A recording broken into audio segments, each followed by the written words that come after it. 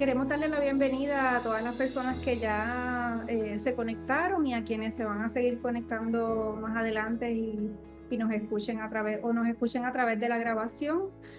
Soy la doctora Wanda Pacheco Bou, presidenta ejecutiva de CENAICE, que es el Centro de Apoyo Integrado de Kinesiología Energética. Les agradezco muchísimo el compromiso que sienten con este tópico. Esta es la primera de muchas conversaciones que esperamos poder tener con este grupo de profesionales, con otros y otras que se sumen y con ustedes que nos están viendo y escuchando. Principalmente la misión de SENAI, que es ofrecer acceso a servicios educativos de apoyo, salud, cuidado legal a personas que viven, ¿verdad?, en condiciones vulnerables a través del modelo de servicios de Respiro en Red, que es un modelo, ¿verdad?, de apoyo integrado basado en una perspectiva holística, individualizada. Así que no es casualidad que estemos abriendo un espacio para este diálogo. El diálogo está dirigido a la salud integral porque desde nuestra perspectiva, toda persona que llega a un espacio a recibir servicio llega con todo su ser, ¿verdad? Llega con su cuerpo físico, mental, social, con todo su contexto social, político, económico y todos los factores que lo componen. Por eso nos interesa muchísimo poder abrir este diálogo. Y asimismo le agradezco y les voy a presentar a cada una de las personas que componen este panel en el día de hoy. Eh, Primeramente, el licenciado Eric Martínez, que es uno de los colaboradores de hace muchos años del programa Respiro en Red, que de hecho es un programa que se enfoca en personas con cáncer y sus cuidadores y cuidadoras. Eh, el licenciado es un gran colaborador, siempre está bien activo en nuestro componente educativo, tanto a nivel grupal como las orientaciones individuales también. Él va a estar moderando esta conversación y conversando específicamente con el licenciado Gilberto A. Rodríguez, inicialmente en la primera parte, sobre una serie de tópicos que hemos ya seleccionado y que él se encargará, ¿verdad?, de compartirles a ustedes inicialmente esa agenda o por lo menos esos tópicos que vamos a dialogar. Luego de eso vamos a tener un espacio para que la licenciada Nilka Muñoz Sosa, que es coordinadora del programa de salud, Derecho y Salud de la Universidad Pontificia de Ponce, y el licenciado Héctor Hernández Delgado, que es abogado del National Health Law Program también. Y asimismo el licenciado Osvaldo Burgos Pérez, que también es colaborador de muchos años de nuestro programa, también en el área de orientación y notaría legal, además de ser un abogado. Y yo sé que para muchos y muchas de ustedes conocido, ¿verdad? Y una persona importante en el sector en términos de todas estas discusiones. Y finalmente el psicólogo licenciado Roberto Fernández Vargas, que es un colega que inició Respiro en Red junto a mí y que hemos caminado hemos hecho este recorrido para llegar hoy a terminar discutiendo cosas que nos tocan el alma, ¿verdad? Así que ya luego que los compañeros hagan sus reacciones, también se va a abrir un espacio para revisar todas las preguntas y para que ustedes puedan hacer nuevas preguntas. Les pedimos por favor que desde que inicia la conversación, ustedes vayan utilizando el espacio de las preguntas para anotar sus comentarios y que el licenciado Eric va a estar bastante pendiente a irlas mirando. También los demás colegas vamos a ir entrando en esos tópicos, los vamos a resumir, vamos a buscar que esas respuestas se den. Quiero decir algo, y es que además de la ley no hay nada más que esté escrito en piedra y ya sabemos que la ley, eso es parte de lo que vamos a discutir. Eso quiere decir que todo lo que vamos a decir aquí está relacionado al contexto de hoy, aquí, ahora. Y por eso esperamos que este sea el primero de muchos espacios de diálogo. Les paso ahora entonces al licenciado Eric Martínez para que comencemos este diálogo. Muchas gracias por unirse. Sí, buenas tardes. Gracias, Wanda, y gracias a todos los participantes de la charla. ¿verdad? Esto se está haciendo con mucho amor y mucho interés de parte del grupo que está aquí presente para tratar de enfocarnos, ¿verdad? En tener estos diálogos, como bien mencionó Pacheco, sobre unos tópicos, ¿verdad? Que nos tienen corriendo, por lo menos a mí, o sea, desde que salieron las noticias al inicio, era como que fue un asalto. No sé si los participantes se sintieron así, pero ha sido un asalto día tras día de lo que está pasando. Eh, pues la charla que vamos a tener con el licenciado Gilberto Rodríguez, quien es aquí para Récord, de familia, vamos a tener un conversatorio, ¿verdad? Bastante corto y al grano sobre algunos aspectos del derecho migratorio, y la intención es cómo lo podemos, ¿verdad?, ir relacionando con ciertos servicios, ¿verdad?, que la población recibe, ¿verdad?, a través ya sea de instituciones gubernamentales como instituciones privadas, que generalmente todos sabemos que son sin fines de lucro, ¿verdad? Servicios de orientación legal, servicios de salud, servicios incluso de coordinación de vivienda y demás. Así que vamos a tratar de atender eso, como bien dijo Wanda, anoten las preguntas, a mí en lo que pueda, a mí me gusta como que entregar las preguntas mientras estamos hablando, porque así mantiene dinámica la conversación. Y aquí hay unos recursos, ¿verdad?, que son unos duros en su tema, así que ya saben que van a ser nutridos de esta charla. Bueno, Gil, saludos, ¿cómo estás? Saludos a todos, gracias por la invitación. Aquí estamos, ¿verdad? Dispuestos a contestar las preguntas que podamos y conversar de este tema, que es un tema caliente ahora mismo con las cosas que está haciendo el presidente Trump. Y está la comunidad migrante pues un poquito nerviosa en estos días. Y, mira, Gil, pues ya habíamos comenzado, ¿verdad?, a comentar y a hablar y organizarnos para esto. Yo quisiera ver si nos podrías dar como un vistazo general de lo que es, ¿verdad?, abanico de lo que es el derecho migratorio y una orientación bastante al grano de los procesos que pasa una persona migrante, ¿verdad? A dónde va, más o menos cómo es ese proceso legal que pasa. Decirlo a grandes rasgos para tener una idea de cuando tenemos ese inmigrante de frente o personas que están recibiendo, sepan en qué etapa del proceso está, el concepto general y en qué etapa del proceso está. Bueno, pues perfecto. En general, ¿verdad? Hay dos categorías dentro de un país, ¿verdad? Están las personas autorizadas a estar dentro de un país, que son los ciudadanos y lo que se conoce en Estados Unidos como residente legal permanente, que es lo que en Puerto Rico le conocen como la tarjeta verde. Acá los migrantes en México, los que son mayormente mexicanos, le llaman MICA, pero también se conoce Green Card, es lo que el nombre real es residente legal permanente. Esa categoría es lo que se llama un immigrant visa. Es un visado para una persona que tiene intención de quedarse permanente en los Estados Unidos. Hay otra categoría de migrantes, que es lo que se llama un non-immigrant visa. Por ejemplo, una persona que tiene un visado de turista, una persona que tiene un visado de estudiante, un deportista que va a practicar algún deporte. Es non-immigrant porque tiene permiso de estar en Estados Unidos, pero por un tiempo limitado.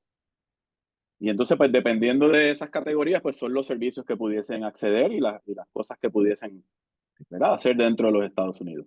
Si nos podrías decir, ¿verdad? Te pregunto, a grandes rasgos, estoy tratando de compararlo con procesos que yo trabajo con algunos clientes, ¿verdad? Que vamos y comparecemos ante este juez, hacemos estas peticiones, como, como cuántas partes puede contener este proceso legal que va a pasar la persona inmigrante, y así ayudarnos a las personas que estamos dando servicio, quizá a visualizar en qué etapa del proceso está ese individuo que viene ante nosotros para recibir algún tipo de servicio. Ok, bueno, en general, pues nos estamos refiriendo, ¿verdad? Todo este problema que estamos discutiendo, pues se refiere a personas que están de manera indocumentada en los Estados Unidos, ¿verdad? Son personas que entraron de manera irregular al país. Por lo tanto, pues no tienen ningún estatus. Eso se conoce en el mundo de la inmigración como EWI, Entry Without Inspection. Es una persona que no pasó por un port of entry. Un puerto de entrada puede ser un aeropuerto, un puerto. La ley migratoria lo que dice es que todas las personas que entran a Estados Unidos tienen que ser inicialmente inspeccionadas antes de entrar. Por lo tanto, tienen que pasar por un puerto de entrada, pues ya sea el aeropuerto, la frontera con México, la frontera con Canadá, porque hay unas barreras, unas limitaciones para inmigrar a Estados Unidos. Personas que tienen ciertas enfermedades, por ejemplo, no pueden entrar a Estados Unidos. no pueden Ok. inmigrar. Ciertas enfermedades, tuberculosis. Hace unos años tuve un caso de un muchacho dominicano que es paciente VIH en Santo Domingo, y cuando se enteraron acá que era paciente VIH, pues no lo dejaban entrar a los Estados Unidos. Pues hay ciertas limitaciones con ese tema. Y entonces, pues Ok. también depende quién puede entrar a Estados Unidos, depende también de la condición como uno entra, ¿verdad? Puede ser un familiar que te pide para que seas residente legal permanente, puede la persona entrar por medio de una visa de empleo, o una persona que entró con un visado de estudiante y se quedó en el mundo de la academia, ¿verdad? Y de ahí lo fueron convirtiendo entonces en profesor, y entonces se Ok. convierte el visado en una visa de empleo, hasta eventualmente pues convertirse en un residente legal permanente. Dentro de esa, ¿verdad? De esa, vamos a decir, esa estatus, vamos a utilizar la palabra, ¿verdad? Que estás describiendo, indocumentado, sin ningún tipo de permiso ni documento, hasta personas que probablemente estén en medio de un proceso de convertirse en ciudadanos permanentes. Creo que ahora estábamos hablando, ¿verdad? Que cuando tú estás haciendo esa solicitud de que te admitan como finalmente como un ciudadano permanente o algo, te asignan un número de seguro social provisional. Creo que me mencionaste sobre eso. Bueno, hay procedimientos en donde se le otorga a la persona un documento que es también un ID similar a un green card, pero se llama un permiso de Ok, trabajo. ok, Un permiso de trabajo, pues el nombre lo dice, ¿verdad? Lo que autoriza a la persona es a trabajar dentro de los Estados Unidos, y por lo tanto, pues se le emite un número de seguro social para que pueda, pues, presentarle ese número de seguro social al patrono. ok, Pero eso se utiliza para gente que no va a ser permanente su estatus en los Estados Unidos. Por ejemplo, ahora mismo hay un beneficio para los venezolanos que se llama TPS. TPS es Temporary Protected Status. ¿Verdad? Un estatus que le dan a la gente por desastres naturales, situaciones políticas, pero es un estatus temporal. Ahora mismo hay uno para los venezolanos, para los haitianos, un país de África, depende de las condiciones. Pues esa gente está dentro de los Estados Unidos, no son residentes legales permanentes, pero como estos procedimientos tardan tanto tiempo, pues se les asigna ese permiso, y ok. se les asigna una tarjeta de seguro social, pero la misma tarjeta del seguro social dice que no es válida sin presentarse en conjunto con el work permit. Y con eso, pues entonces la persona pues ya puede moverse dentro de los Estados Unidos, buscar trabajo, estar en nómina. Lo que sí, el problema que tienen es que no los permite salir y entrar del país. Ok. Si sale, pues Y no puede volver a entrar porque no es un visado como tal. entonces, ahí, por ahí voy, ¿verdad? Entonces, en relación con la situación de servicio, ese número de seguro social temporero que le están dando, ¿verdad? Por ponerlo así, unido con ese permiso de trabajo, le da algún tipo de, vamos a decirlo así, de derecho, de acceso a los servicios que el Estado ofrece. Entiéndase, vivienda, te lo comentaba ayer, ¿verdad? Plan 8, cupones como se da aquí en Puerto Rico, servicios de salud, ¿verdad? Si estamos hablando de servicios de salud, que aquí en Puerto Rico está el Plan Vital. Desde, ¿verdad? De la legislación migratoria, ¿cuál es el impacto o relación que tiene ese establecimiento de ese número de seguro social temporero? Pues la clave de todo en este asunto es que si son servicios que son financiados por el gobierno federal, pues entonces la persona no califica para ello. Hay ciertas excepciones. El WIC es un beneficio que se le da a todo el mundo, pero pues sección 8 y ciertos otros beneficios, pues no puedes probar que tienes un estatus legal, ¿verdad? Dentro de los Estados Unidos, por lo tanto no accedes a ese servicio. Ahora, hay estados que con sus propios fondos deciden extender esos beneficios a las personas con un estatus migratorio irregular. Por ejemplo, aquí en el estado de Illinois se le da seguro médico a todo el mundo, a todos los niños. El sistema se llama All Kids, y todos los niños del estado de Illinois, sin distinción migratoria, pues acceden a ese servicio. Pero es un servicio que paga el estado de Illinois. California, pues tiene muchísimas protecciones para la población migrante, pero es pagado por el estado de California. Estados más pobres, estados más pequeños, que dependen de fondos federales, eh, Puerto Rico, por ejemplo, pues son más reacios a hacer esas cosas, o no, sencillamente no tienen los fondos para costear esas cosas. Por ejemplo, Osvaldo estaba comentando hace un rato, ¿verdad? Que ya en Puerto Rico están dando unas directrices, pues porque la gobernadora va a alegar que no se puede dar el lujo, ¿verdad? De perder esos fondos. Estados ricos, Nueva York, Illinois, pues es otras cosas. Se permite hacer más cosas. O sea, que ciertamente desde la perspectiva que tú estás mencionando, no existe dentro de la legislación de derecho obligatorio una restricción al Estado para ofrecer servicio a la ciudadanía a la que entienda que le deba dar servicio. Correcto. Claro, ¿verdad? La ley migratoria solamente se refiere al estatus de la persona, ¿verdad? La persona es ciudadana, es residente, tiene un visado de turista. Los servicios que accede mayormente dentro de los estados, pues son cosas que en general le compete a cada estado. Por ejemplo, en el estado de Illinois, se le dan licencia de conducir a las personas que no tienen documentos. Pero en el estado de al lado, en Indiana, pues no se le da. En el estado de Illinois, los trabajadores son elegibles a Workers' Compensation, que sería equivalente al fondo del seguro del estado. Lo que pasa es que acá es privado, ¿verdad? No es un fondo del estado como tal. Pues en el estado de Illinois, cualquier trabajador que sufra un accidente en el empleo accede a ese beneficio. Pero en el estado de al lado, en Indiana, pues no califican. Cada estado, ¿verdad? Pues va a decidir qué hace con su propia ley y con los migrantes que residen en su estado. O sea, que eso obviamente fortalece pues, el argumento en verdad que estos proveedores de servicios, y si el mismo Estado no estaría, ¿verdad?, obligado por esta legislación migratoria a restringir sus servicios a la población indistintamente compañías o corporaciones sin fines de lucro que le dan servicio a la población en este caso, que no tendrían restricción La, por la ley migratoria para ofrecer el la ley servicio. migratoria no le provee ninguna restricción, no, para nada. El asunto es por ejemplo, aquí en Illinois, si la persona no tiene, los adultos no tienen acceso a un seguro médico. Y entonces, pues lo que terminan haciendo es yendo a la sala de emergencia para cosas que no necesariamente tenían que ser una emergencia o esperan, ¿verdad? Y ya la situación del paciente se pone muy grave porque no acceden a médicos primarios. Y podemos hacer mil anécdotas, ¿verdad? Tengo clientes que están indocumentados acá en Estados Unidos y tienen que sacarse los cordales, pues prefieren regresarse a México, hacerlo allá y volver y cruzar la frontera y volver a entrar unos meses más tarde, porque el tratamiento médico acá pues es imposible pagarlo de su dinero. Y sí, claro, está el asunto de que, exacto, que lo tiene que sacar del bolsillo, pero no habría Correcto. entonces la restricción para el proveedor de darle el No, servicio. lo que ocurre mayormente es que luego llegan a hacer una quiebra porque pues, fueron a la sala de emergencia, les sacaron la vesícula, digamos, algún tratamiento, y la sala de emergencia te atiende y luego te llega la factura de los Sí, sí, miles y sí, miles de dólares. sí, Entonces sí, ahí viene pues la quiebra. sí.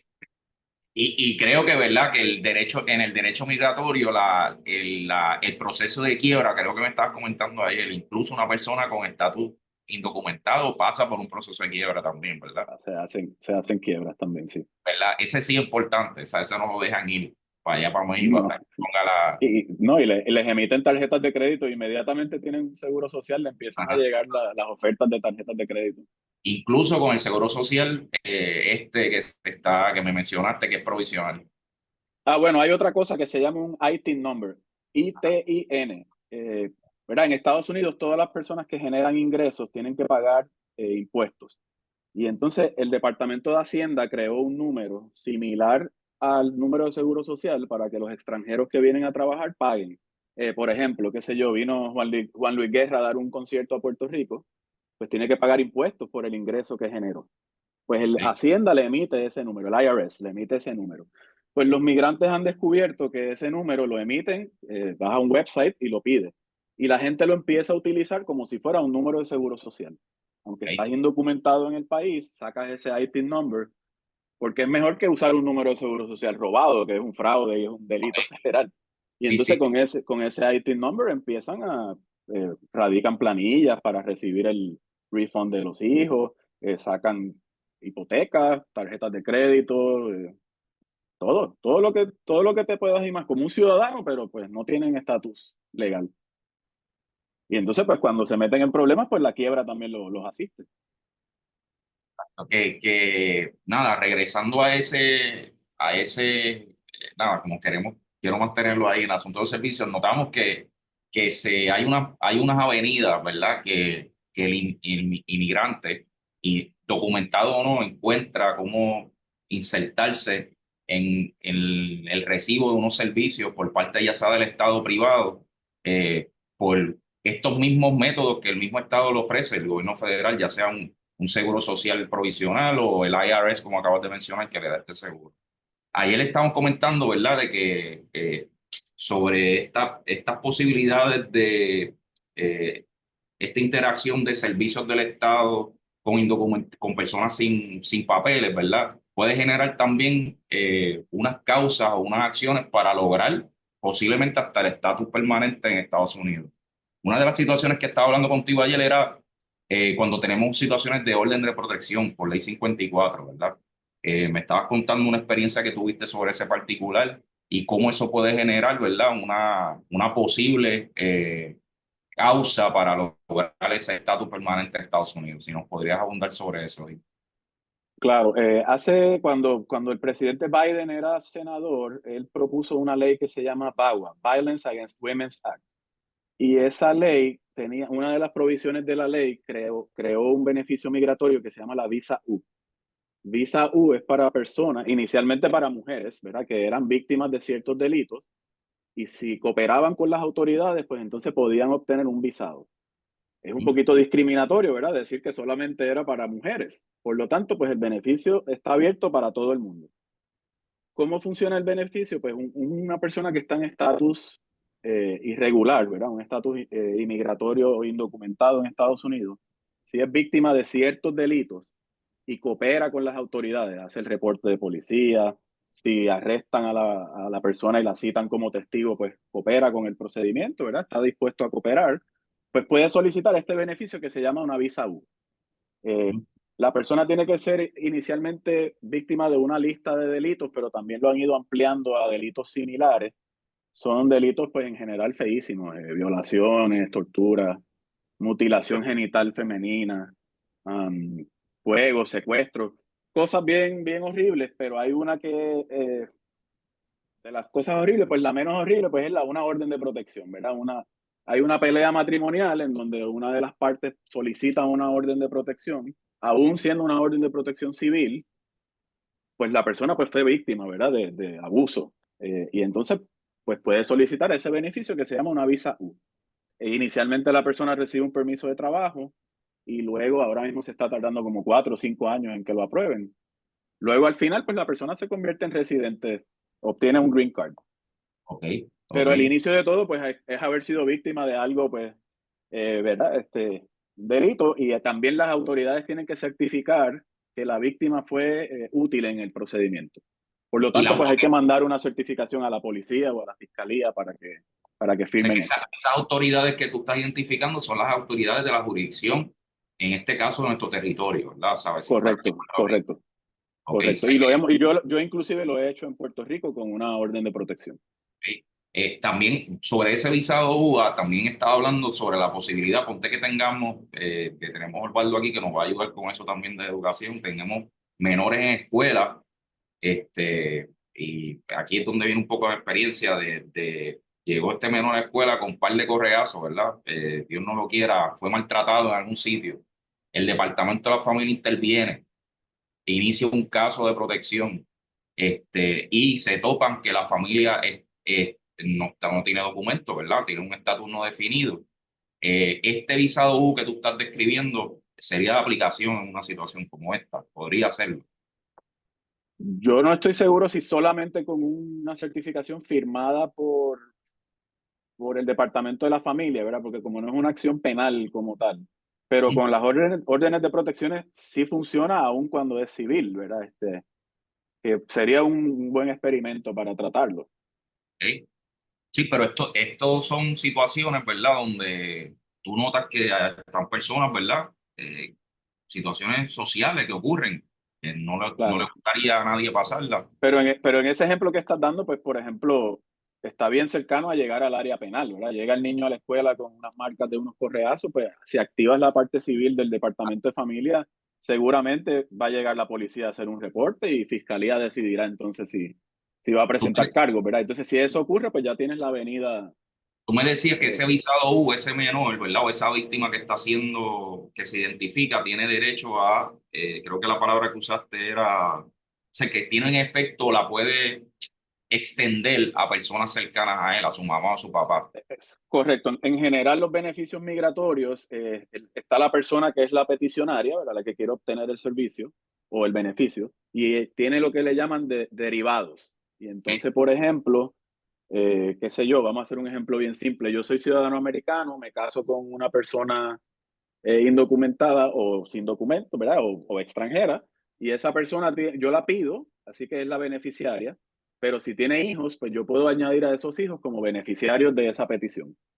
sí, Y entonces, pues en la visa U, si el niño es víctima de un crimen, pues puede añadir a sus padres y a sus hermanos como beneficiarios de esa petición. sí. Y la pregunta que te hago, ¿verdad? Regreso sobre lo que estábamos al inicio.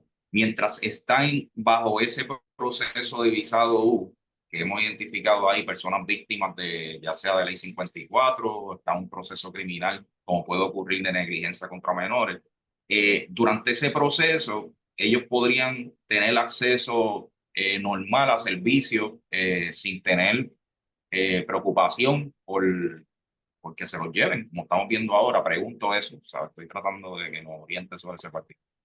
Bueno, todos estos procedimientos son presentando documentaciones, ¿verdad? Se radican documentos ante el Departamento de Inmigración para solicitar ese beneficio. Mientras uno está esperando, técnicamente no tienes ningún estatus legal, ¿verdad? Sí, Técnicamente sigues indocumentado. Y si de mala suerte te detienen, pues te empezaría un proceso judicial ante un tribunal de inmigración. Pero no es una cosa inmediata, ¿verdad? Es una cosa similar al sistema penal, pues tienen que hacerte algo similar a la regla 6, ¿verdad? Primero te presentas ante un juez de inmigración y ahí se empieza un procedimiento judicial que puede tardar años. sí. Claro, entonces ahí estarías, ¿cómo se dice? A la discreción, ¿verdad? De la agilidad con la que se lleva el proceso, con la que el juez lleva el proceso. Sí. Y Correcto. que en general son años. Ok. Mira, Gil, todos estos estatus, ¿verdad? Tú estás, obviamente no eres ciudadano permanente, estás o puedes estar sin papeles, puedes estar en un proceso como nos explica visado U, puedes estar en un visado de trabajo, un visado de estudiante. En Respiro en Red se dan unos servicios, ¿verdad? Que van dirigidos a orientar a las personas a establecer poderes, a hacer escritura, y demás. De hecho, uno de los consejos que leí que se dio fue que las personas que muy bien pudieran verse impactados por el ICE, una medida que podría tomarse es preparar un poder, ¿verdad? Para organizar las cosas que están aquí, si tienen hijos, lo que van a ser conocidos, si tienen propiedades, propiedades. Te pregunto, ¿el estatus, la ley de migración provee alguna restricción o invalidación de estas acciones que se toman por parte de las personas en la jurisdicción de Puerto Rico, en Estados Unidos, que Para invaliden nada. acciones? Nada. Para nada, yo todo el tiempo, esta semana he hecho varios, estamos haciendo poderes, ¿verdad? Gente que está dejando a un familiar que tiene estatus legal a cargo de sus hijos en caso de que los deporten. Ayer mismo hice uno, una persona tiene un negocio de hacer uñas y lo dejó a un familiar, ¿verdad? Encargado en caso de que a ella la deporten. Es bien común y cada vez que cambia la presidencia, que empiezan a hablar de que van a estar deportando gente, pues por lo general tienden a llegar mucha gente a pedir estos poderes para tenerlos siempre al día. Sí. Y, Me contaba, ¿verdad? De un caso, creo que la licenciada Sosler en Chicago presentó un caso con, creo que era una persona rea, ¿no? Indocumentada, y no se respetaron un asunto de directrices adelantadas. Si nos puedes decir lo que sabes de este caso para que la gente tenga una idea de, de la responsabilidad que tiene el gobierno federal, incluso de respetar esas determinaciones, esos actos que ha tomado el ciudadano, incluso indocumentado, para ya sea su salud o manejo de sus hijos. sí, te estaba comentando de un caso de otro compañero abogado, ¿verdad? Que había firmado un Do Not Resuscitate, ¿verdad? Cuando el papá estaba enfermo en el hospital y por poco muere, pues habían firmado el DNR, pero el hospital no lo quiso respetar, ¿verdad? Entonces, Pues los poderes, eso yo siempre le explico a las personas, yo te hago el poder, pero eso no es un documento mágico, ¿verdad? Siempre puedes toparte con una persona que no quiera honrarte ese documento. Y entonces pues ya vendrán los remedios judiciales que hayan. Pero por lo general, mi experiencia aquí en Chicago, cada vez que yo he hecho un poder para esos temas, nadie, nadie tiene problema. Se hacen muchos poderes también porque, por ejemplo, la mayoría de las familias de indocumentados son mixtas, ¿verdad? Hay gente en esa familia que tienen documentos, hay unos que no. Y entonces, pues, por ejemplo, tú estás indocumentado en Estados Unidos y quieres mandar a tu hijo nacido en Estados Unidos a pasar el verano con los abuelos en México. Pues haces un poder para que el tío que tiene papeles, pues lo lleve en el avión, ¿verdad? Hasta allá. Constantemente ellos están haciendo poderes, ¿verdad? Para darle la autoridad a otra gente que obren a su nombre, pues para las cosas que ellos no pueden hacer. Ok. De que incluso, ¿verdad? Un documento que aquí se recomienda bastante es el documento le llaman en inglés Living Will. También estamos hablando de directrices previas. Tú muy bien mencionaste el aspecto de que no resuciten una persona, pero aquí, bueno, un caso líder en Puerto Rico es el caso de una persona creyente y practicante de la denominación Testigo de Jehová, donde no creen en transfusión de sangre. Por lo tanto, esa directriz anticipada de que no se le haga eso, se supone que si una persona incluso está bajo la custodia del gobierno federal, debería respetar esa directriz, no importando si otorgó ese documento sin papeles, como ellos le llaman. Claro, claro, definitivo. Sí, el estatus migratorio de la persona no incide en los remedios que puede obtener, ¿verdad? Te estaba comentando hace un rato, las personas son elegibles en este estado a recibir el Workers' Compensation, ¿verdad? Que es como el fondo del seguro del estado. Puedes estar indocumentado y puedes recibir el dinero que recibas y si te deportan, pues te lo llevas para tu país el dinero, ¿verdad? No pierdes tu propiedad. La gente también tiene esa preocupación de, si me deportan, ¿qué pasa con mi casa? Pues bueno, ¿verdad? La propiedad no se pierde por uno estar en otro país o estar deportado. Pues dejan un poder para que algún familiar pues administre sus bienes o los venda en caso de que fuese necesario. Pero no pierdes tus cosas, ¿verdad? En resumen, ¿verdad, Gil? Pues nada, hemos tocado como que unos temas para que aquí tenemos una serie de personas también que nos van a ayudar a seguir ampliando sobre unos espacios que se ha levantado con el overview que tú nos has dado. Pero hemos hablado, ¿verdad? De un vistazo general a lo que es el estatus migratorio, ¿verdad? Que aunque tenemos además de ser ciudadano, hay unos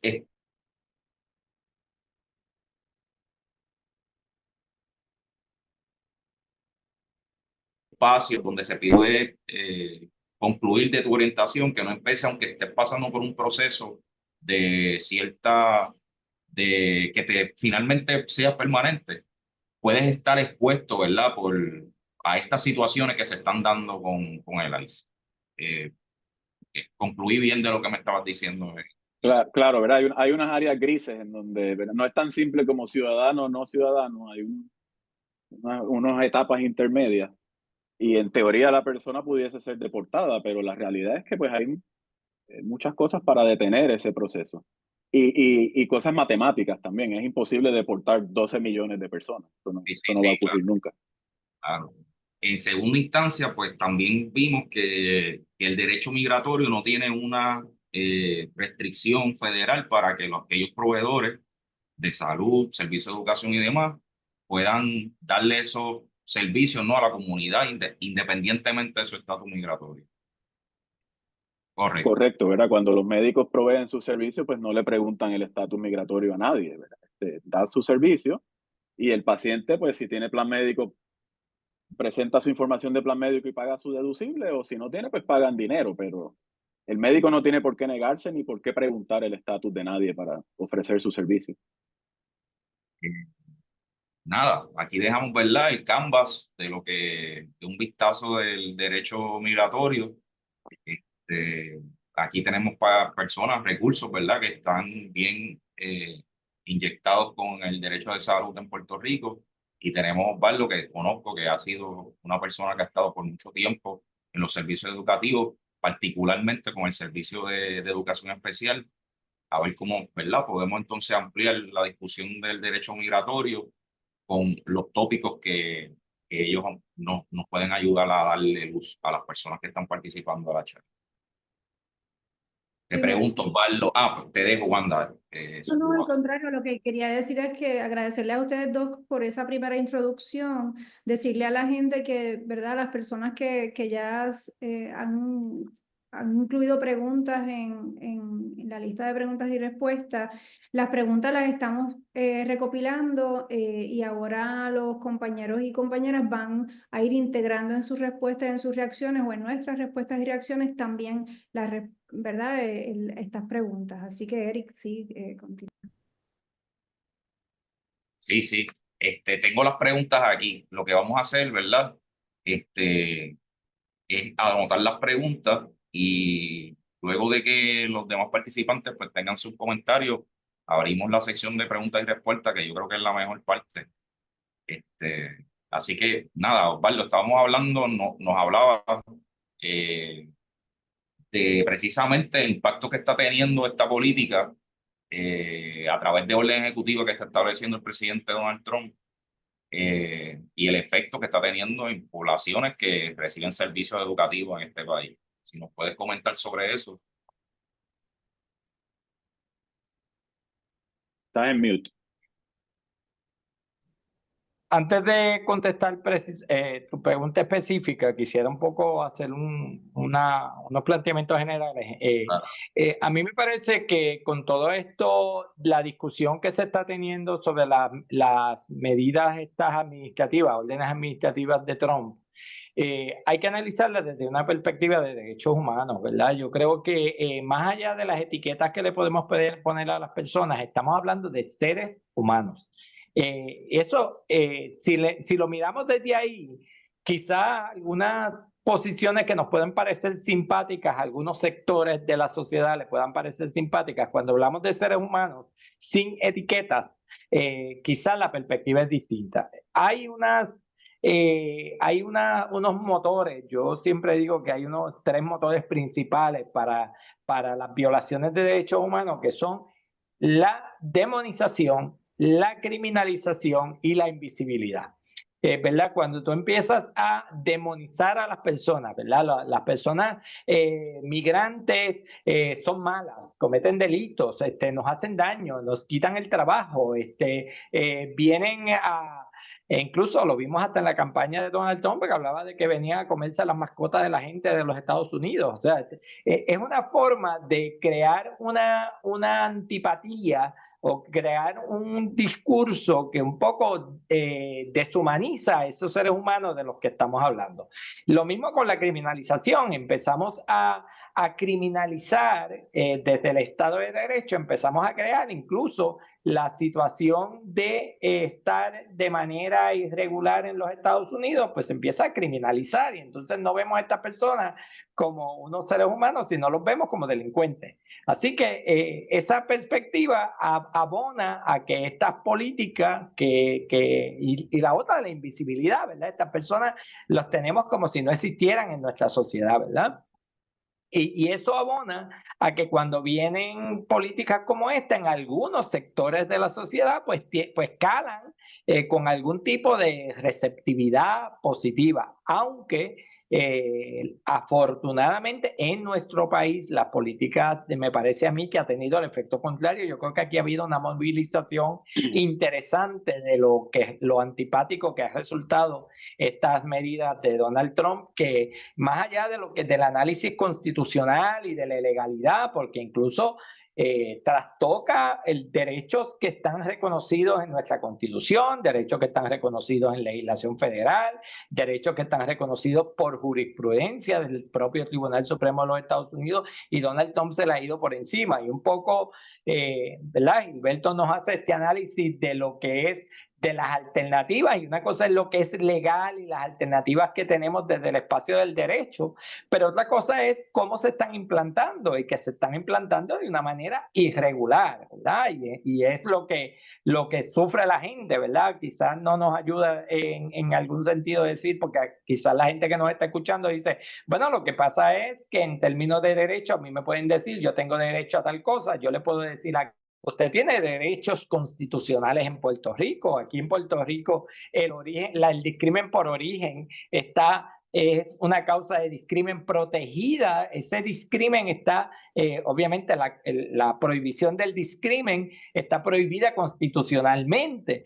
Pero ¿de qué le vale a la ciudadanía cuando no se están respetando esos derechos? Así que un poco tenemos una situación problemática. Por otro lado, aquí el tema que a veces la gente le molesta que uno traiga este tema constantemente, pero el hecho de que somos una colonia y que tenemos una alta dependencia de fondos federales, pues ha creado una dinámica donde el Estado en Puerto Rico parecería que le está llevando al mensaje a la ciudadanía de que aquí no podemos hacer nada porque esto es lo que dicen los federales y los federales son los que mandan. Así que en ese sentido, un poco para darle participación a los compañeros, a mí me preocupa, ¿verdad?, que el Estado en Puerto Rico no se ha parado de frente al gobierno federal y un poco establecer la línea, una línea divisoria donde le diga, no, tu asunto migratorio, ese es el que tú tienes jurisdicción bajo las leyes de migración, pero yo en Puerto Rico puedo seguir proveyendo servicios de salud, yo en Puerto Rico puedo proveer servicios de educación, yo puedo proveerle servicios a las personas en los distintos ámbitos de la vida ciudadana, incluso aquellos que no están subvencionados por fondos federales, porque si bien hay una alta dependencia de fondos federales, aquí hay un montón de servicios que el Estado puede proveer y que hay organizaciones que proveen donde no están fondos federales utilizados. Incluso el Estado también tiene una obligación de decir, bueno, pues yo este servicio que depende de los fondos federales, yo voy a acatar las directrices legales y legítimas que tú me hagas, porque no es cualquier directriz que está emitiendo el presidente Donald Trump. En los Estados Unidos hemos visto cómo ciudades, condados y estados están enfrentando en términos judiciales algunas de estas determinaciones. En Puerto Rico lo que vemos es una complacencia. Así que yo creo que uno de los puntos de partida que debemos tener es una exigencia al gobierno local de proteger a nuestra gente independientemente de su estatus migratorio y que se adhieran a los derechos que tiene esta gente bajo el ordenamiento en Puerto Rico, bajo nuestra constitución y bajo los servicios que se proveen con fondos estatales, que si bien es cierto, esto es un país pobre, esto es un país que depende de fondos federales, también es cierto que nosotros como contribuyentes aportamos muchísimo dinero para que el país provea servicios que no están atados a la provisión de servicios con fondos federales. Y por ahí quiero quizás escuchar lo que nos tienen que decir los compañeros de salud y quizás el impacto que esto está teniendo en los servicios de salud y quizás el licenciado Héctor Hernández o Nilka nos pueden hablar de un aspecto que si bien están los servicios de salud como uno los conoce normalmente, ¿verdad? El ir a un hospital a recibir servicio, el efecto que esto está teniendo y quizás Roberto nos pueda ayudar en la psiquis de los ciudadanos que viven con la aprehensión de que no pueden salir de sus casas a recibir servicios porque tienen el temor que no es infundado, es un temor real de que las autoridades, independientemente de que tengan papeles o no, y que su estatus migratorio esté regularizado o no, porque sabemos que en Puerto Rico esto se ha hecho de manera indiscriminada y personas que tienen regularizado su estatus migratorio incluso han sido víctimas de los procesos de redada y de arresto. Y sí, yendo a lo que tú estás diciendo, Osvaldo, ciertamente la gente piensa que protestar y pelear por los derechos de alguien es como una cosa exclusiva de un grupo pequeño, ¿verdad? Pero estamos viendo de que en Estados Unidos ya hay muchas jurisdicciones que se están uniendo para hacerles reclamaciones legales, ¿verdad? Para establecer unos derechos. Voy a aprovechar esa transición que estás haciendo para los licenciados Héctor Hernández y Nilka Muñoz. Nilka Muñoz ha estado contestando unas preguntas que nos van a servir para discutirlas aquí, ¿verdad? Hay una preocupación por parte de proveedores de servicios, precisamente cuál es la responsabilidad que tienen, ¿verdad? Ante este nuevo cuadro. particularmente los proveedores de servicios de salud. Nos gustaría entonces recibir su insumo, ¿verdad?, sobre ese particular y las respuestas que me han estado dando en el chat, pero las podemos compartir entonces aquí a través en la charla. Sí, buenas tardes. ¿Me escuchan bien? Sí. Pues quiero aprovechar para agradecer la invitación que nos hicieron a este conversatorio que es más que necesario. Nosotros hemos estado trabajando junto con la doctora Wanda Pacheco, investigando y atendiendo algunas preocupaciones que son las que se han puesto en el chat, por ejemplo, ¿verdad? ¿Qué derechos tienen ciertas personas dentro de unas poblaciones que están en una situación de vulnerabilidad, ya sea porque están embarazadas, están, ¿verdad?, en periodo de lactancia, en términos de si pueden ser detenidas, no pueden ser detenidas, y en las respuestas a la pregunta en el chat, colocamos una directriz que tiene la agencia ICE, donde como regla general, una persona que esté embarazada o que se sospeche que pueda estar embarazada no debería ser detenida. Esa directriz es del 2021. Pudimos identificar un informe que hizo la Agencia de Homeland Security en el 2024, donde se reafirma que ese es el Estado de Derecho y esa es la directriz. En la investigación que hemos hecho estos días no hemos identificado que eso se haya dejado sin efecto, pero eso no quiere decir que tenemos que estar activamente monitoreando para asegurarnos que estas protecciones se mantienen. Así que eso por un lado. Por otro lado, en términos de la responsabilidad que tienen proveedores de salud de divulgar información. Sabemos que hay una legislación federal que establece que hay información personal médica que debe ser protegida. Así que no hay ninguna obligación, en primer lugar, de recopilar información sobre estatus migratorio. Si usted recibe servicios en una agencia, salvo que sea una agencia que recibe fondos de Medicaid y para fines de elegibilidad requieren identificar el estado migratorio, eso lo pueden pedir, pero la recomendación que se hace es que esa información se debe guardar separada de lo que es el expediente de facturación y de lo que es el expediente médico. Eso no debe ser información que se deba divulgar. Habiendo dicho eso, hay también directrices, por ejemplo, el National Immigration Law Center ha publicado, y lo podemos compartir a través de Respiro en Red, una serie de recomendaciones tanto para proveedores de servicios que trabajan con información de salud como para personas que reciben esos servicios en términos de qué pueden hacer para protegerse. Ciertamente, como decía el licenciado Burgos, hay una responsabilidad del Estado de velar porque no se violen derechos constitucionales y hay unas protecciones que tienen las personas independientemente del estado migratorio en contra de los registros y allanamientos irrazonables. Así que esa responsabilidad que tiene el Estado de proteger esos derechos, eso no se puede relegar o darle la espalda. Eso está vigente, eso no se ha derogado, pero además de esa responsabilidad que tiene el Estado, nosotros, ¿verdad?, las personas, los proveedores, los abogados, podemos tomar acción para asegurarnos de que esas protecciones se mantienen y se hacen valer. Uno de las recomendaciones es, primero, nadie puede entrar a un hospital, a una oficina médica, sino hacer un registro o a detener personas si no tiene una orden judicial. Así que si entra una persona para entrevistar a alguien o detener a alguien, lo primero es que la oficina debe estar preparada para poder, primero debe designar una persona que sea la encargada de revisar si quien viene, el oficial del orden público, tiene una orden judicial. Si no tiene una orden judicial, no puede entrar, a menos que la persona le dé el consentimiento. Así que en ese sentido, recomiendan que en las oficinas ustedes determinen quién es la persona designada para atender a oficiales de inmigración o de la policía, para evitar que haya confusión de, no, es que yo hablé con la recepcionista o el recepcionista y me dijo que no había problema, que yo podía entrar. Por otro lado, la información que está protegida es información sobre la que se entiende que hay una expectativa de privacidad. Si hay documentos, ¿verdad? Hablando de oficinas médicas, si hay documentos que se pueden ver a simple vista desde el área de espera, eso es lo que se conoce como documentos a plena vista.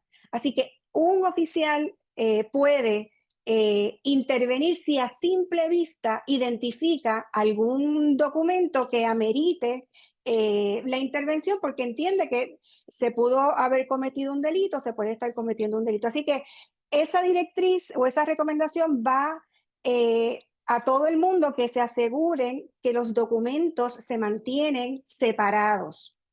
Que si usted va a trabajar con un beneficiario o un participante, que usted lo haga de manera privada. Lo mismo ocurre con conversaciones.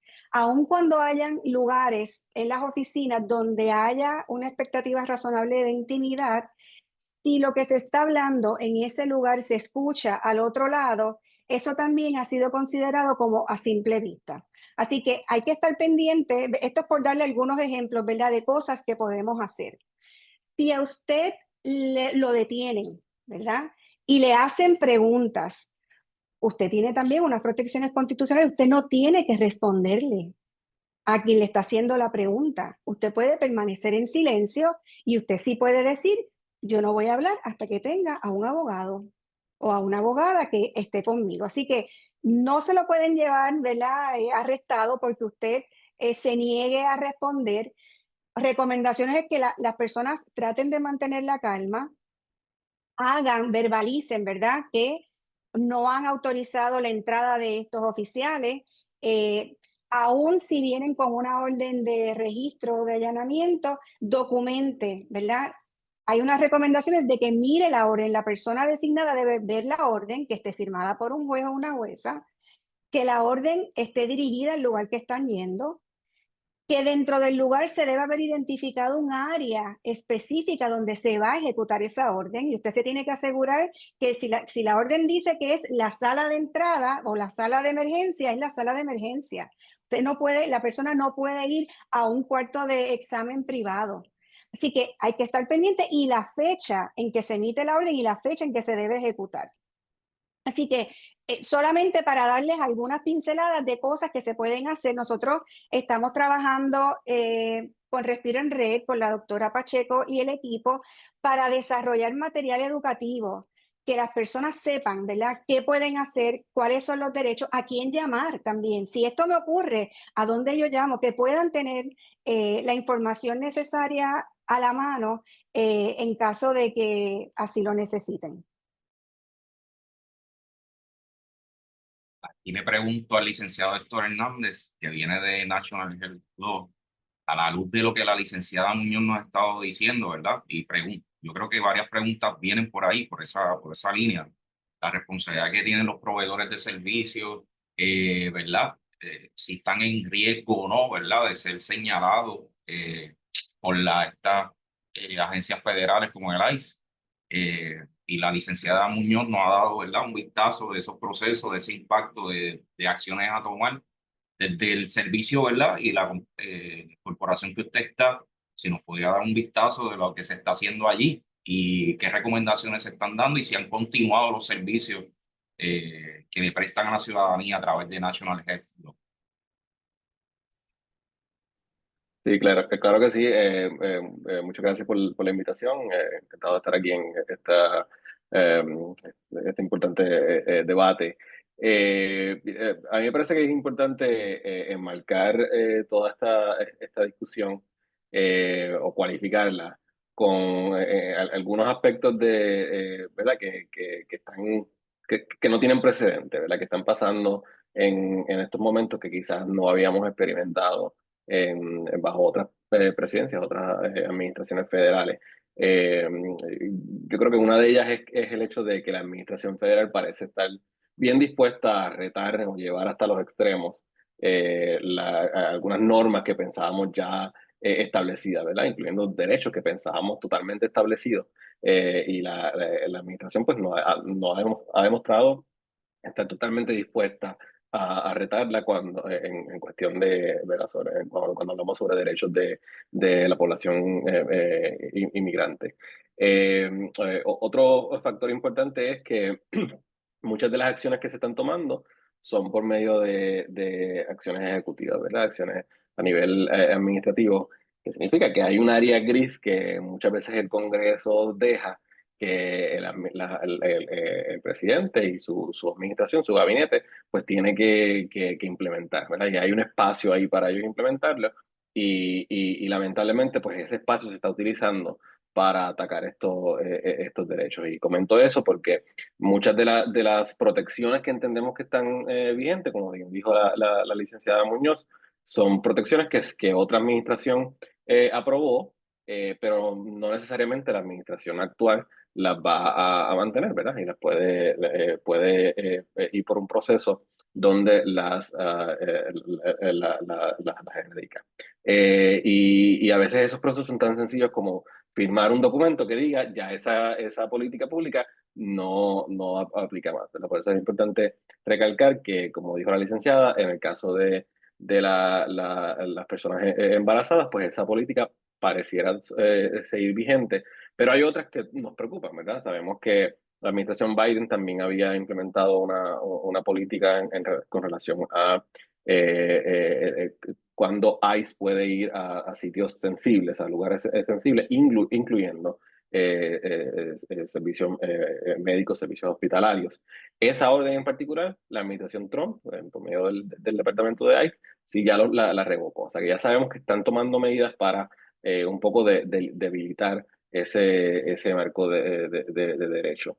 El otro factor que me parece importante es el factor de los tribunales, que los tribunales tienen mucho poder, obviamente, para determinar cuándo la administración federal ha excedido sus poderes, ha violado ciertos derechos, y lamentablemente vivimos en un nuevo mundo donde los tribunales pues, han sido bastante opacados a nivel federal, a través de la nación.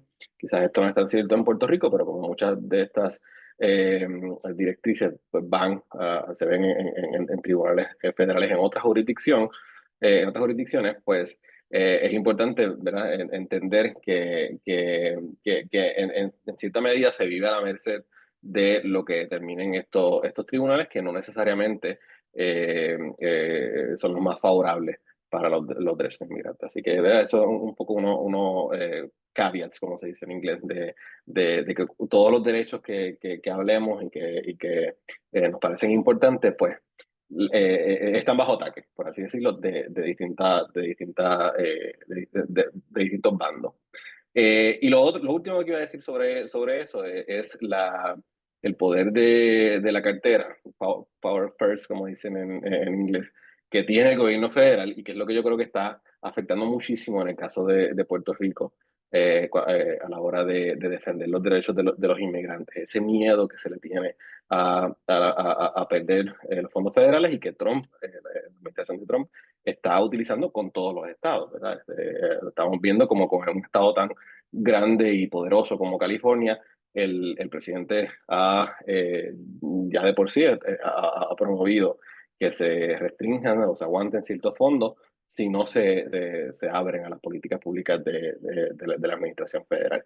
Y pues para una colonia como Puerto Rico, pues creo que es un factor a considerar, aunque aún con eso estoy totalmente de acuerdo con lo que dijo el licenciado Burgos sobre que es el deber del Estado por encima de cualquier otro asunto, proteger los derechos de las poblaciones y que eso debería darse. En el caso de Puerto Rico, también uno de esos fondos que estamos bien pendientes son los fondos de Medicaid, que actualmente se supone que expiren en el 2027. Así que va a venir una discusión sobre si esos fondos se extienden o no. Y creo que, ¿verdad? que va en la medida que sea bien antagónico lo que pase a nivel de la isla, pues puede tener repercusiones en eso. Así que creo que esas son algunas consideraciones que se están teniendo a nivel de política pública y de cómo atajar la crisis de lo que está pasando actualmente a través de la nación, pero en términos de Puerto Rico. En términos de las protecciones, no tengo muchísimo más que añadir a lo que comentó la licenciada Muñoz. Reiterar la información sobre qué hacen lo que tienen o que pueden hacer los proveedores que ofrecen servicios médicos a población inmigrante. La ley IPA aplica, ¿verdad? Sin importar si la persona es una persona indocumentada, una persona con estatus irregular, etcétera, siempre va a aplicar para servicios médicos.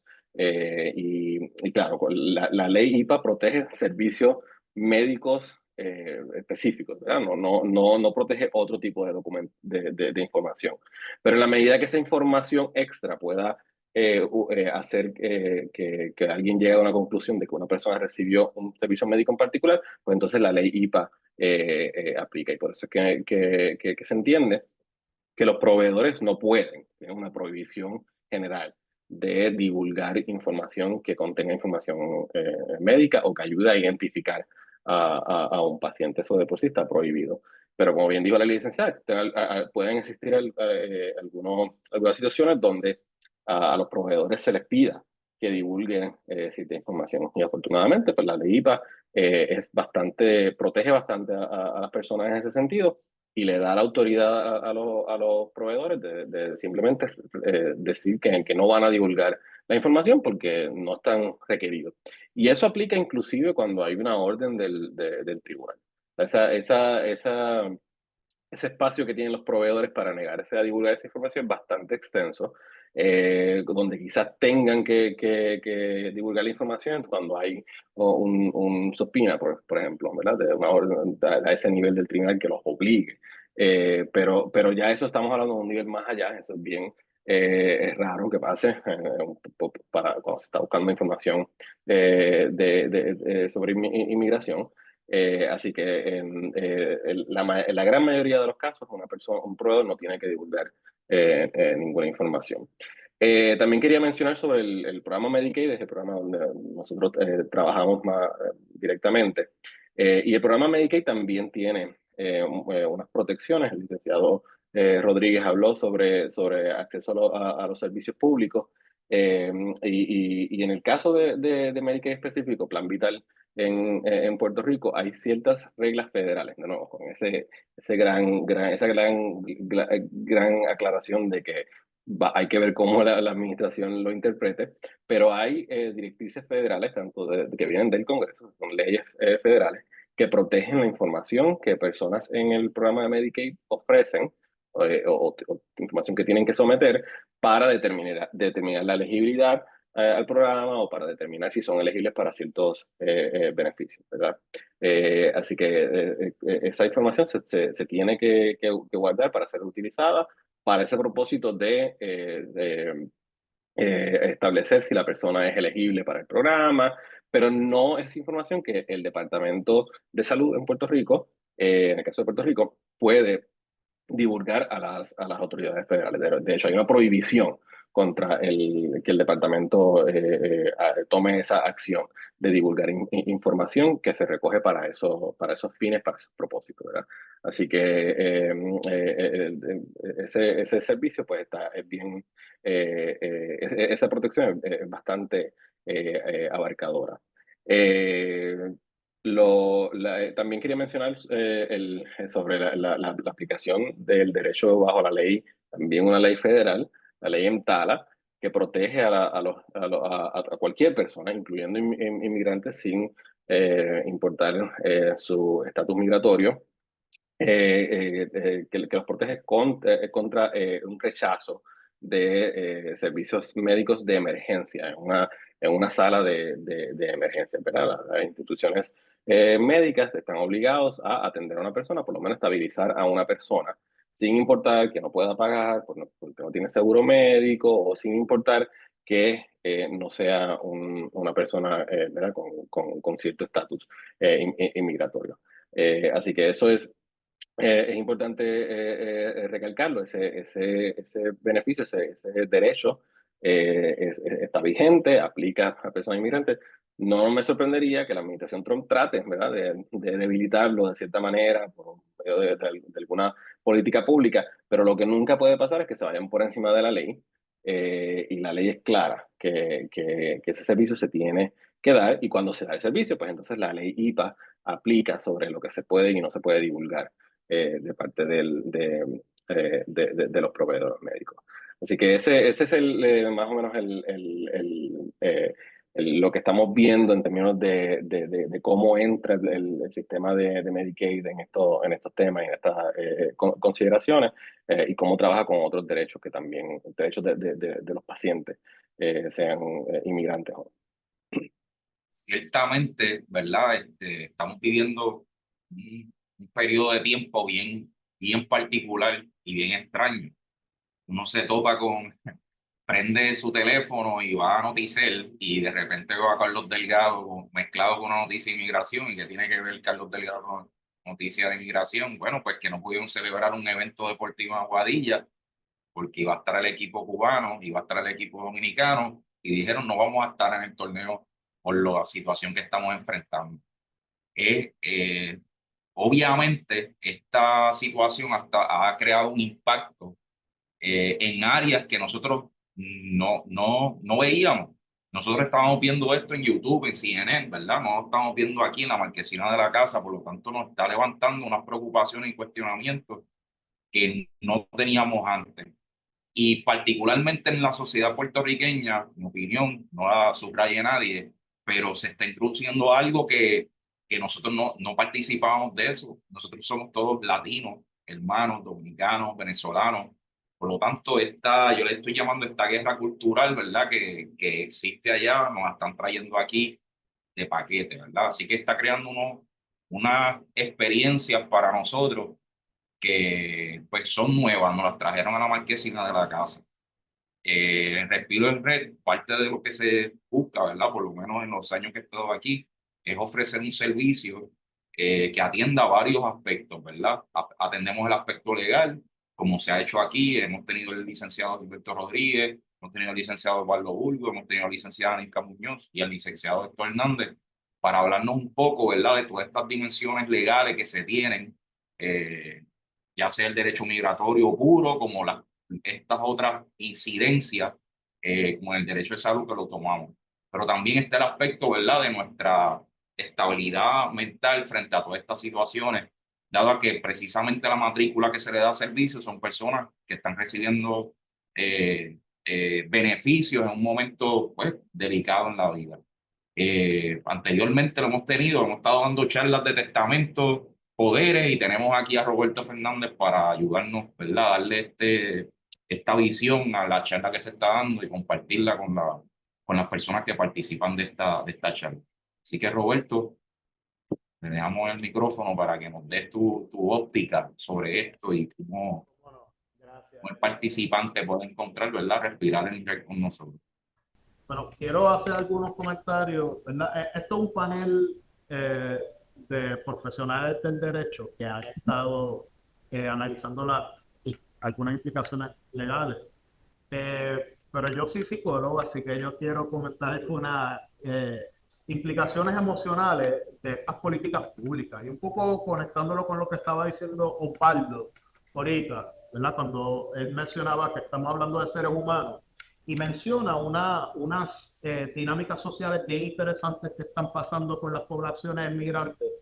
Él habla de la demonización, la deshumanización, la criminalización y la invisibilización.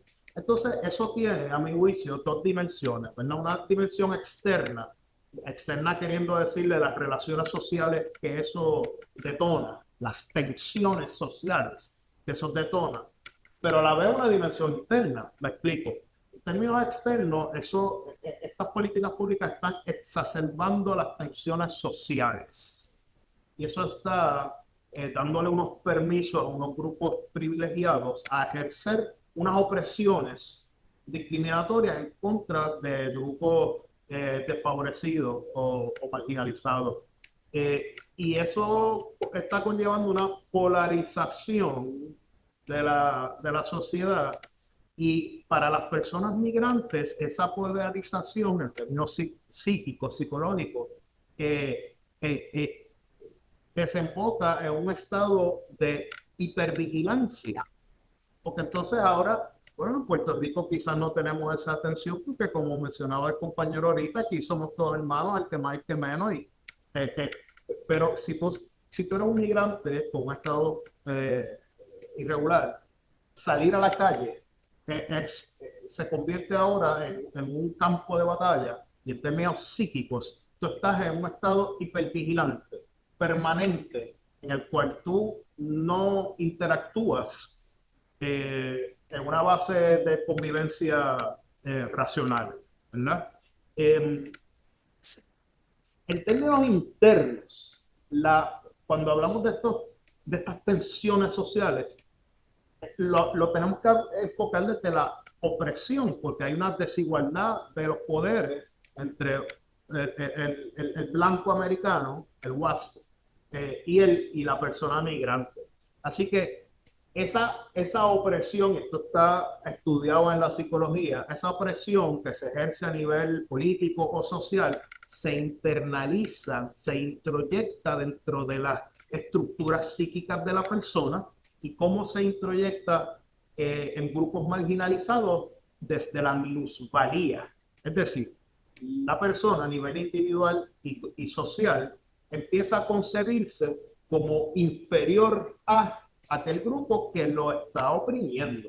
Así que las implicaciones no solamente son sociales, sino son psicológicas también, como las personas viven subjetivamente la experiencia del desplazamiento, de la opresión política, social. Así que en términos de implicaciones emocionales, hay todos unos asuntos que tienen que ver con la persecución. A veces se habla de los delirios de persecución. Bueno, en este caso no es un delirio. Estamos hablando de una fuerza real que se internaliza desde la persecución basada en el miedo. Así que el miedo y la ansiedad es casi un caldo emocional permanente en el que estas personas con estatus migratorio irregular están moviéndose, incluso con personas que no tienen un estatus irregular, pero pertenecen a los grupos que están siendo señalados como los problemáticos por las políticas del presidente. Así que crea un ambiente general de poblaciones latinas en donde el miedo y la ansiedad son estados permanentes o relativamente permanentes. Estamos hablando de rupturas familiares. O sea, nosotros los latinos, la familia es súper importante para nosotros. Y si ese miedo está además incidiendo sobre la estabilidad familiar, sobre la composición familiar,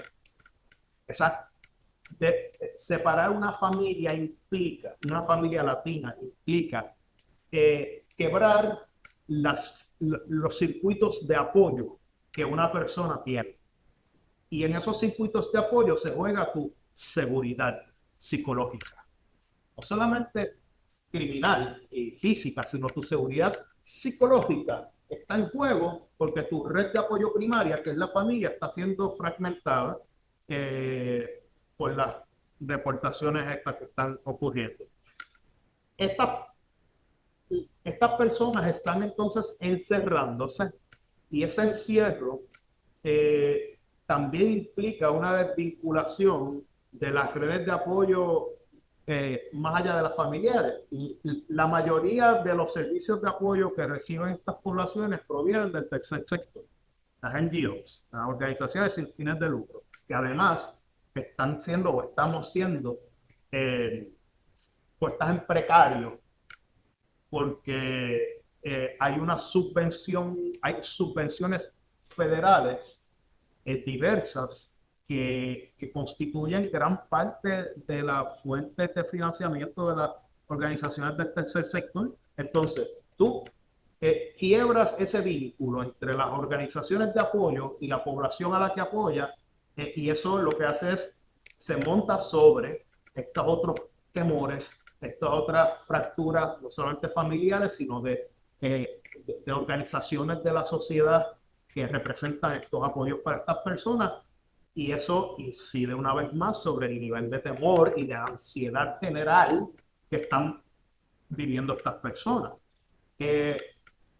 Las personas migrantes están dejando de ir a los centros de trabajo, así que esto también está atentando contra sus fuentes de ingresos, y yo les aseguro que cualquiera de los que estamos aquí nos quedamos mañana sin una fuente de ingresos y nuestra salud mental se va al piso. O sea, todos vamos a estar deprimidos si quedamos sin trabajo mañana, porque como se entere voy a asumir mis responsabilidades, ¿verdad? En este sistema todo cuesta dinero, y la forma de obtener el dinero es mediante el trabajo, así que si a ti te cierran la calle, el callejón de acceso al trabajo, pues hay por cascada, hay muchas otras áreas de la vida familiar y subjetiva de las personas que se afecta seriamente.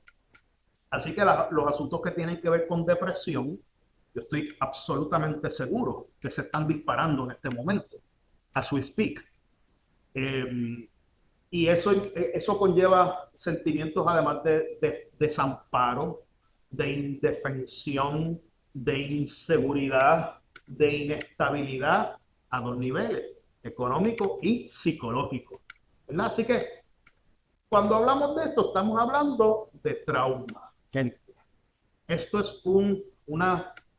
se registra a nivel subjetivo desde el trauma. Y aquí hay dos problemas. Uno, ya lo mencionamos, que es el acceso a los servicios de salud mental en este caso, en donde estas personas no van a acceder a los servicios por miedo o porque le cerraron la ONG donde recibían los servicios. Pero hay otra dimensión quizás hasta más perversa a nivel psíquico, que es que el sistema responsabiliza al individuo de la respuesta psicológica sufrida ante un mal social.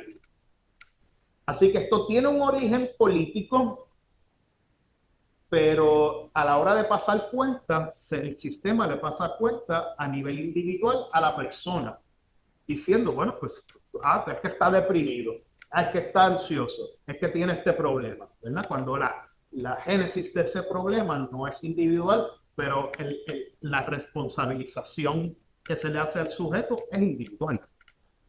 Lo último que quiero comentar, así que pensemos que todo esto constituyen también barreras de acceso a servicios que te auxilian en tu estabilización emocional. Y el último punto que quiero traer, ¿verdad?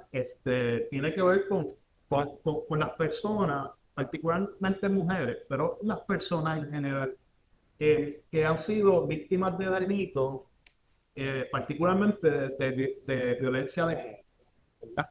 Porque entonces todo lo que significa es que un poco por el asunto de la invisibilización que decía Osvaldo ahorita. O sea, esto significa que personas que están siendo afectadas por dinámicas de violencia de género no van a divulgar, así que no van a acceder a vías que va a pasar con esas personas. Es decir, el silencio y el encierro va a matizar, a revictimizar a personas que están siendo oprimidas por situaciones sociales en este momento. Así que, nada, lo que quería era aterrizar esta discusión muy valiosa que ustedes han generado, aterrizarla a la dimensión humana, ¿verdad? La dimensión psicológica, porque no es un asunto individual, es un asunto sociopolítico que se refleja a nivel individual.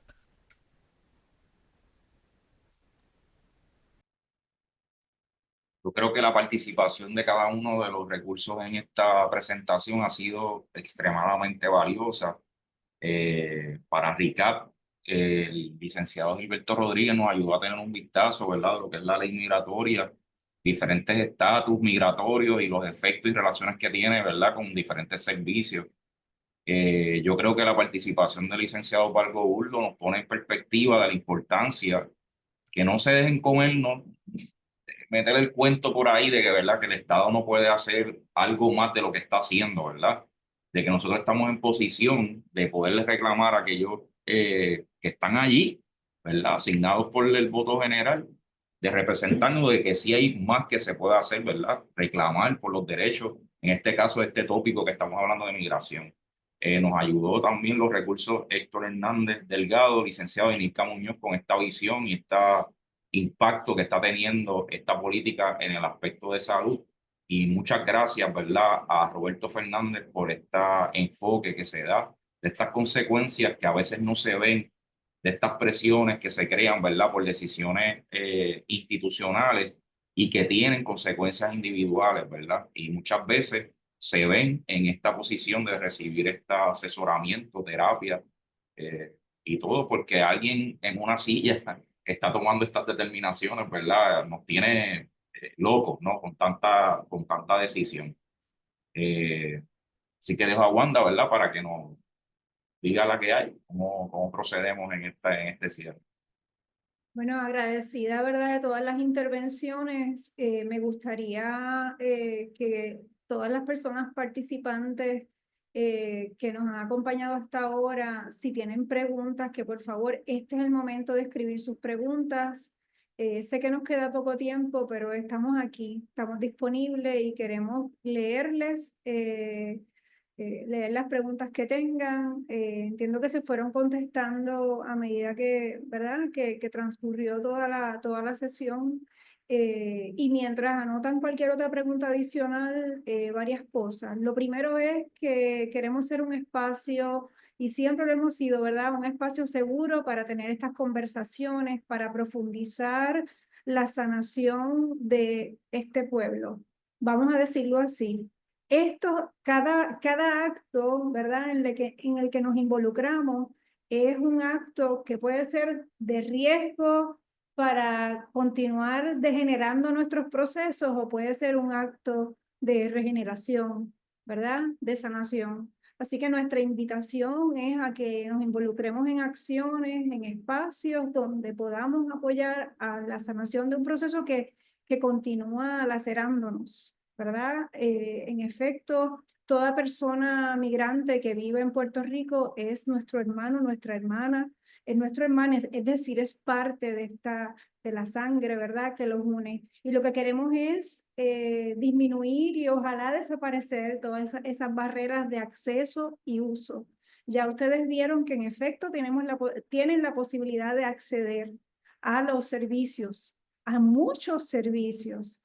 Ya vimos que en efecto tenemos la posibilidad de ofrecer los servicios, muchos servicios. Ahora el reto está en cómo apoyamos a nuestros hermanos y hermanas a que puedan ser parte, a que no se queden en su casa, a que puedan recibir los servicios que necesitan en este momento, a que continúen sus tratamientos o a que hagan planes de cuidado de cómo se van a ir del país antes de que pase cualquier situación que esté en su imaginario o en la realidad de las cosas, pues que le podamos apoyar a hacer un plan específico de cómo se puede hacer esa transición, incluso si fuese el caso, porque es lo otro que estamos viendo. Así que les invitamos a ser parte de la conversación. Estoy viendo varias preguntas, voy a terminar de resumir para que los compañeros puedan mirar las preguntas.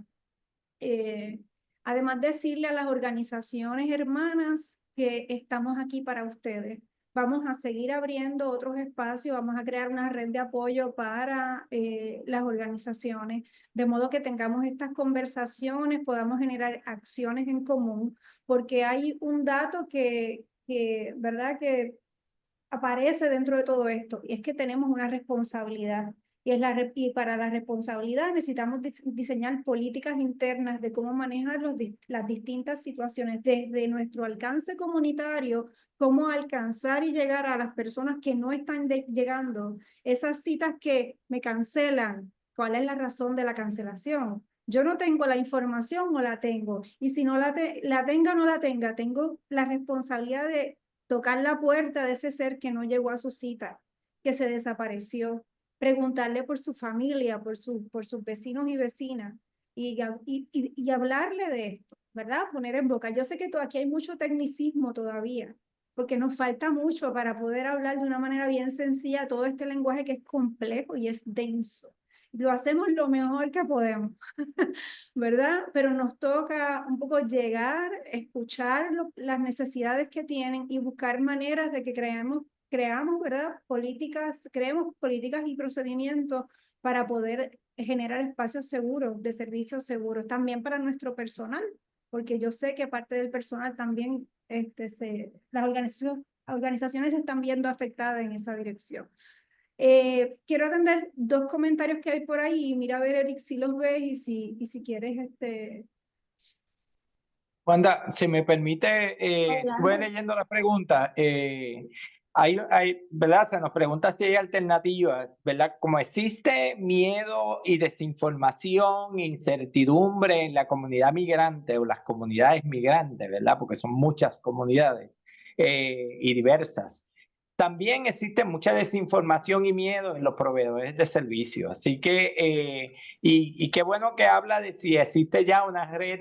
Y yo creo que debemos generar y tratar de generar en los proveedores de servicios espacios seguros. No todos los espacios que proveen servicios de salud o servicios de cualquier tipo son espacios seguros, lamentablemente. Muchos por maldad, muchos por desinformación, muchos por miedo y muchos porque tienen el temor de perder alguna subvención y demás.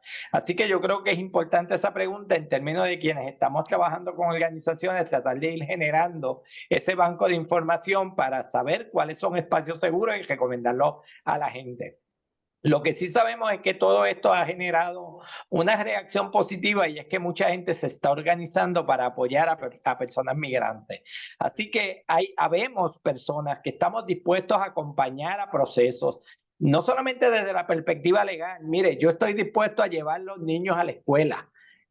Yo estoy dispuesto a llevar los niños a terapia. Y hay mucha gente, hacerle la compra a una persona migrante que no se atreve a ir al colmado porque teme salir de su casa. Y según lo estoy yo disponible, hay mucha gente que se está organizando en ese sentido. Y yo creo que debemos ir generando esa red de apoyo para que las personas migrantes puedan vivir dentro de la incertidumbre que todo esto crea. Incluso lo planteo porque incluso desde los abogados y abogadas que ven casos de migración, y eso quizás Gilberto nos puede apoyar, hay incertidumbre porque hay muchas zonas grises que todavía no están resueltas. Y quizás uno dice, bueno, litigar, pero litigar no es una cosa que me resuelve en la inmediatez, no me resuelve el servicio de salud que yo voy a recibir hoy, el servicio escolar que yo necesito, la terapia de mis hijos, la medicina que yo tengo que ir a buscar a la farmacia. Así que en el proceso inmediato, yo creo que en las organizaciones y los grupos que estamos trabajando, como el nuestro, hay muchísimos otros grupos que se están organizando en ese sentido y yo creo que ese trabajo tiene que continuar.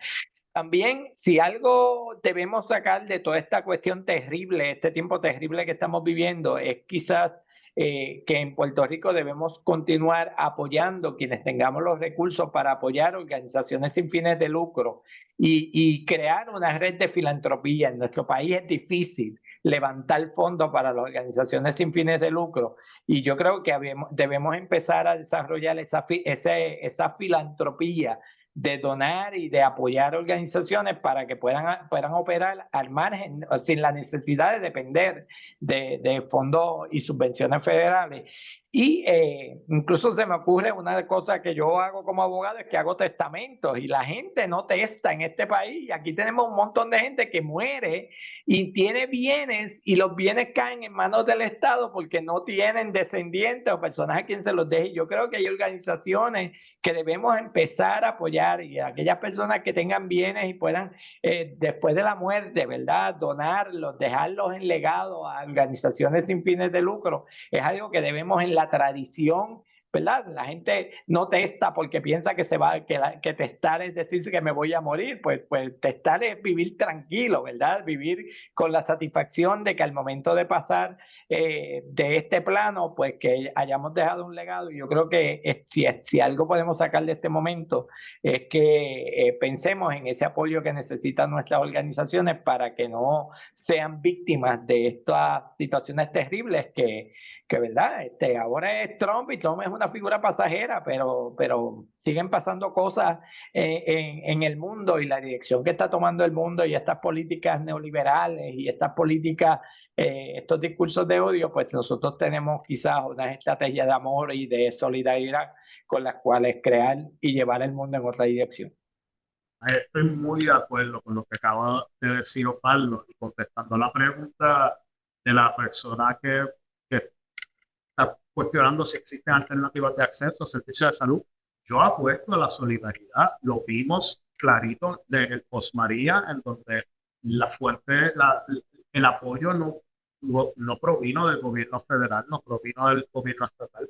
Así que yo apuesto, porque lo he visto, en función a la solidaridad silvestre de personas y grupos organizados o no organizados. Hay muchas personas dispuestas a donarle a organizaciones que ya están, que estamos dando servicio, que estamos en la línea de batalla y que tenemos credibilidad, y mucha gente está dispuesta a apoyar estos esfuerzos. Así que mi sugerencia sería empezar a conectar a esos grupos que están por ahí regados, a tirar líneas entre ellos, crear redes, porque la solidaridad humana es lo único que va a aguantar este empuje de este señor y de estos grupos.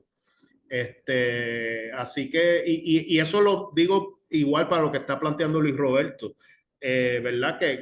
Obvio, del estado de shock es que esta gente se está aprovechando. Así que la manera de ser proactivo es precisamente creando redes entre las personas que estamos dispuestos a hacer apoyo mutuo. Sí, muchas gracias a todas y a todos. Realmente este espacio ha sido un espacio que